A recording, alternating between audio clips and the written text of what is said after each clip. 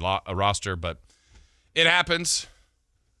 It happens. So, all right, let's do it. Let's get 2-3 for Madness, Chris. Question number 1. Was last night the Kings Bowote? Bowote? What's a Bowote? Best win of the year or season. Well, let's go through the win resume, everybody. They opened with a win over Utah. That was the second game. So, no, that one wasn't. It was a nice game winner by Domantas Sabonis. They have a road win at Milwaukee. That's a tough place to play. Kings generally don't beat them very much, and beating Milwaukee sounds good. Milwaukee now, about 6-7 games under 500, so good win, but not the best win of the season. The Warriors, okay. Kings fans, we know you love to beat the Warriors. I love to beat the Warriors. Weird night because you felt like you had to beat the Warriors. Remember, no Jimmy, no Draymond, no Steph. Kings beat them, fair and square. You take it, but maybe at that point, that was the best win of the season. Next win, certainly went into number 1 on the rankings, I would say, the win at Denver. Now, we got to try to remember some of the things that happened in that game. Jokic played, Murray played, the guys were there. Gordon didn't play, that's important to know, but it was the second night of a back-to-back for Denver. I think they had a really tough emotional game against Houston the night before, if I remember right, and the Kings were rested. Still doesn't take away the fact that it was a great win. So at that point, that was the best win of the season. Now here's where the debate comes in for me. The very next night, the Kings came home and beat Minnesota. They had a great comeback. Let's remember, I think they were down 10 with 3 minutes to go. Forced overtime. They were awesome in overtime. That's the game where Malik Monk had that diving baseline save. We complimented the team's effort and energy and passion and everything they did in that game. And to me, that game is definitely the candidate for best win of the season. Winning at Miami was very good. And then it's last night. That's it. There's 7 wins. We can remember them. Maybe I'd put it out to you and maybe on our YouTube, our chatters. You guys are there. What do you have as the best win of the season? I think our 2 candidates to me, and if you think differently, you could put the Denver game up there. You could put the Miami game. I think it's the home win against Minnesota or last night against Houston. So we can kind of do a quick poll and the text line too at 916-339-1140. You can weigh in on how you feel about that. What is the best win of the season? Was it last night or was it against Minnesota? Or if you have a different candidate entry, you can certainly submit that. But last night had all of it, had all of the feels, had the comeback element. Kings were down 14 in the fourth. So you feel like they're not going to win. It had the drama and the late game big shot making, the Russell Westbrook 3 to tie it. You had the overtime where topsy-turvy, Kings lead the beginning part of overtime, make a few mistakes. I mean, I think back to some of the things at the end of the game and the end of overtime where the Kings played really smart offensively. They kept getting Dennis Schroeder with the ball in switches where Reed Shepherd was guarding him, and Schroeder was cooking him. Schroeder was just owning him. And then after about 2 or 3 straight possessions where Schroeder had scored, Schroeder had it, and he gave the ball to Russell Westbrook, and Westbrook was on the angle and kind of did a fake 3, then put the ball on the floor, and then did a step-back 3. I'm thinking, that's just a terrible shot. Russell nearly made it, but bad look. Then you come down to the other end, and Russell Westbrook fouled Jabari Smith Jr. shooting 3, and man, I know other teams foul people shooting 3, but I feel like the Kings do that a ton, and he did it in this game as well. Keon Ellis is guilty of that a lot. He had a tough call against him at the end of the first half, but he has fouled three-point shooters a lot over his early part of his career. But all that being said, there's so few to choose from, as Campeo says, but I think I would say it's last night. I don't want to always get caught up in recency bias, but that was a great win. It's either that or Minnesota to me, but Minnesota game was great. Remember feeling great about that. It was 2 wins in a row, and just like I said, the effort they put out in that Minnesota game. But last night, it's recent. It's fresh in our minds. It was a great win. They beat a very good team. So there you go. You can weigh in on that, like we said, at 916-339-1140 or on our chat if you're there on our YouTube page. All right, let's get to question number 2. Question 2. Do you think the NBA should do something about their current challenge policy? I do, and I don't know exactly what the answer is. So they've made tweaks to this, and just if you're not aware, you're given a challenge. If you don't get your challenge right, you don't get a second challenge. Okay. I like the fact that they've given coaches now a second challenge. The problem I have with the second challenge is it does cost you a timeout. So I don't know how many times I've seen it, and it's basically every game, late in the game. And Kings fans, I want all of us, and I'm guilty of it, all of us to get more educated when we're watching the games. But there'll be a play late, and either the Kings have maybe just one timeout left, so they're a little bit more reserved on whether or not they want to use their challenge, or they can't challenge anymore, and there's a play that's controversial, and the amount of people that stand up in the arena and twirl their finger, challenge, challenge, challenge. Why aren't you? And then I can just see them yelling at the bench. Why aren't you challenging? Because they're out of them. Or they have one timeout left, and it's like the risk reward. Now, last night, Doug was put in a really bad position because the one play that the ball so clearly went off Şengün's hand, you knew you were going to win the challenge, but the debate came, he has one timeout left. And it was too desperate of a spot to not call the challenge. You just would hope the other officials would gather and go, hey, guys, no need to use your challenge. He may not have seen it. She may not have seen it. I saw it. Last touch by Şengün. Overruled. Kings basketball. That didn't happen. So Doug has to use the timeout. He's just fuming the entire break because he's mad that they missed it. They missed calls, but this one was very obvious. And it really put him in a bind because he had to use it. And then the last 2 minutes, the Kings didn't have a timeout. And that just puts you in a tough spot. So I don't know. Maybe they should take where the reward of getting your first challenge right is giving you another challenge. I don't know why it comes at the expense of a timeout. My thinking and the rationale has got to be they don't want these games to go forever and ever. And I get that. I totally understand that. But you're already kind of opening up the door when you're allowing replay. And to me, I don't know how I truly would want this for our sports because now that we've introduced replay, you kind of want more replay. And then we're also upset about these games are taking too long. We can't have the best of all worlds. I'm almost in a weird way, Chris, I don't know how you feel about replay. I'm almost in a way where I'm like, either eliminate it and have no replay. We're going to go on operator error. The refs will make mistakes just like people miss free throws and turn the ball over. Or we just have a crazy amount of replay. Like, if the point of replay is to get calls right, we don't get them all right, and we don't get to replay everything. And so it's almost like, should we do the full extreme of all replays or none? But then, like, at the same time, is it fair if the referees have called, like, 5 blatantly wrong calls to where a coach could challenge them and could get it reversed? Yeah. Like, nobody wants, like, something like that to happen. And I don't know what the true fix is. Again, maybe they shouldn't lose a timeout because you're really at the mercy of, again, the refs make mistakes. They do. But you just hope that something like that was so clear that you'd hope the other two sets of eyes were like, oh, yeah, no, sorry, your angle, you missed it. It was last touched by the Rockets Kings ball. See, but I could see how it can be abused. Say if you got your 2 challenges right and it's like, okay, you get an extra challenge. You don't lose a timeout. You're out of timeouts. You need to call a play.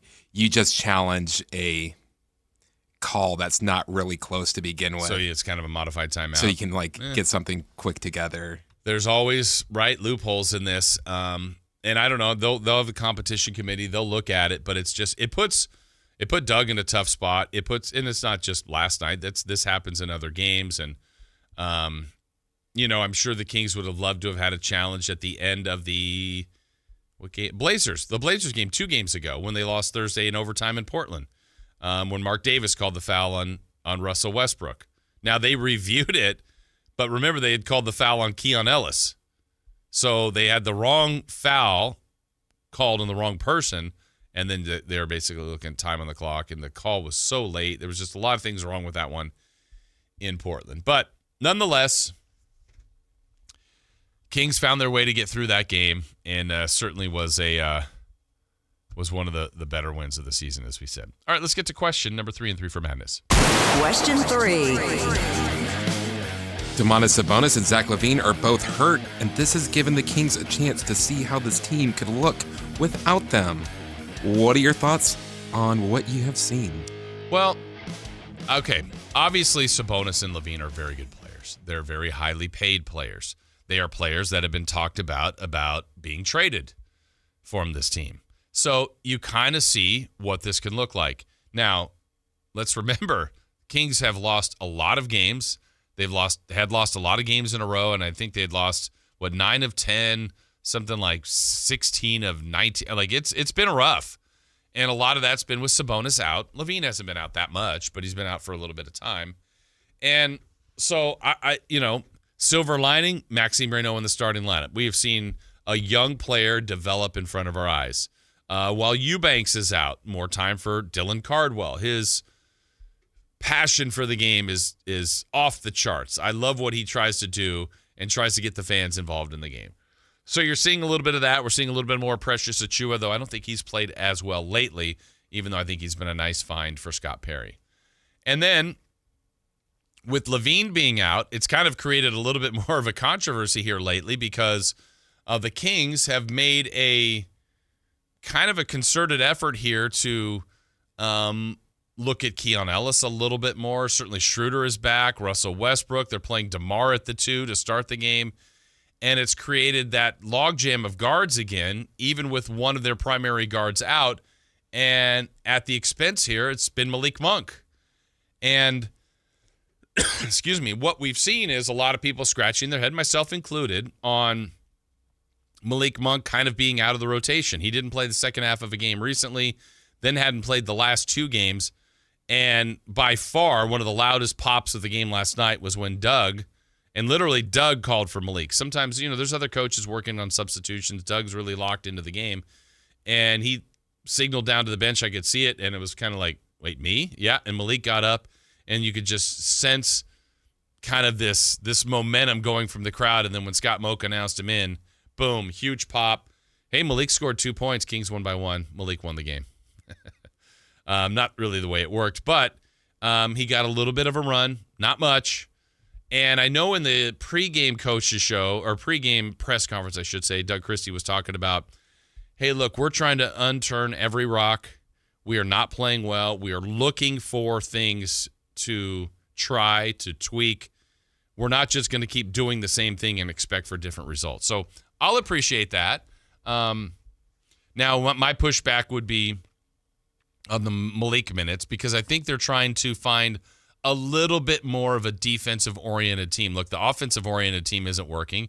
Defensive-oriented team, certainly not the strength. But if you look at what Doug wants this team's identity to be, is defense, rebound, share the ball. I have said from the beginning, I think they're maybe checking one of those boxes, and it's sharing the ball. They're not rebounding very well, though they did last night. They're not defending very well, though it's been better. But so this is the trend he's trying to get to, and just trying to find the recipes for that. So here's where my pushback would be on that. Let's go to the last 2 games before last night when Malik Monk didn't play, specifically in Portland. And we saw a 10-minute run for Dario Saric. I'm going to say this, no offense, because then you could say whatever you want. No offense to Saric. Those 10 minutes should have belonged to Malik Monk. Malik Monk on a team that's struggling to score is, I still think, their best three-point shooter. Maybe it's Zach LaVine. Could be Keegan Murray on some nights. Schroeder's been shooting it well. But Malik Monk is a very good three-point shooter. He's been very good for this team as a starter, as a bench player, as a, check the temperature, see if Malik is hot. I think he should always get some run, me personally. Now, you're trying to play Keon Ellis a little bit more. Kind of, though. Like, they're not fully leaning into that. And so we're still seeing a lot of minutes for Westbrook, a lot of minutes for Schroeder, a lot of minutes for DeRozan, a lot of minutes for Keegan. And my thought is, can some of those be shaved off a little bit to still fit in Malik Monk? Now, it's going to get trickier when Zach LaVine comes back. And now that the news about Sabonis, 4 to 5 more weeks, we're going to have to wait for him. And that gets us closer to the trade deadline and all these moves that the Kings, I think, will try to do. But the question basically is asked, what does it look like without those two guys? Well, really, it still looks clunky. It still looks messy. There's still some roster discrepancies. They're still small. But we're seeing them play Clifford more. We're seeing them play, obviously, Reynaud a ton, Cardwell more. And even though they won last night, it's still giving you little bits of hope of what they could be seeing with some of these guys and developing them. I'd like to see Carter kind of get some run when he comes back he was in the G League Showcase. It's not the making of this amazing roster, but it's the start of what could be. And even with that, like last night, the reason, a major reason they won the game, the vets were incredible. Westbrook, DeRozan, Schroeder, they were great. They were absolutely great. And so, I know there's a desire to probably move on from the vets, and I think they need to, some of them at least. And as you look at them individually, it'll be a challenge to trade a guy like Zach LaVine based on contract. It's a challenge to probably move a guy like Domantas Sabonis based on contract. Whether or not they want to move either of those guys, that remains to be seen. But I think deep down, Scott Perry knows he needs a different looking roster to get to the goals that he wants, which is long-term sustainability in the winning department. And they're not even winning now, even with some guys that are playing fairly well. So whether it's those guys you're looking to move, I think there's a market for Malik Monk. I know there's a market for DeMar DeRozan. Apparently Sam Amick keeps telling us each and every Thursday there's a market for Keon Ellis. So do they have to get creative in this, in what they're trying to move? And that's why, and Scott Perry has said it, Doug Christie has said it, all of this, each and every night that they play in front of us that we see, each and every practice, film stuff, all of this is a constant evaluation. And so we get little reminders each night, some good, some bad, of what these guys can do. And, you get little teasers here like, okay, Maxime Reynaud got a little bit more run. And I told this the other day on the pregame show with Henry Turner. He's reminding me a little bit of when Isaiah Thomas was here as the last pick of the second round. It was like, well, is IT going to be a kind of guy that can make this team? He made the team.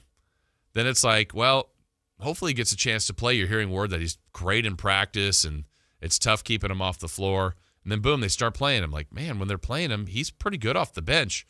Then he goes from off the bench to consistent minutes off the bench, then to rotation, then to starter, then to you just flourishing, 20 points a game. And Max Reynaud, since he started, has been in that scoring range and double-double range and really has played well. And that is a find as a second-round pick. And he has made the most of the opportunity.